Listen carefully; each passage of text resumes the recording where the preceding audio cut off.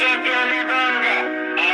Ishda qachongacha Krishtianuga muxlislik qilasan? Axir jahon chempioni bo'la olmadi. Chempionlar ligasida ham o'ynamayapti. Marokashga ham bo'la olmadi-ku.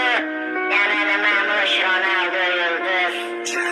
Futbolni irmak uchun o'ynamagan Krishtianu, ko'plab yulduzlaring sindi lekin Ronaldo. Balki sen Messiga muxlisdan olmaysan, boshqasini uni qirol deya bo'ldim to'pini sanarsan. Ammo qilgan harakating ketadi bil besamar. Ronaldo bo'lmaganda yulduz bo'larmish Benzema. G'iybatin qilib charchashmadi Portugal o'g'lonini, Messiga fanat deyishar Ronaldoning o'g'lini. Har daqiqa har soniyada to'xtamadi, yugurishdan kibrga bo'lmadi do'st. Nochorlarga berdi yordam, Ronaldoni yomon deding kulganing rost ustidan. Unda nega yaxshiliklarini chiqardingiz?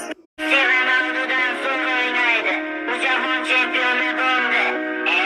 Ishda qachongacha Krishtianuga muxlislik qilasan? Axir jahon chempioni bo'la olmadi. Chempionlar ligasida ham o'ynamayapti. Marokashga ham bo'la olmadi-ku. Yana nima Ronaldo yulduz?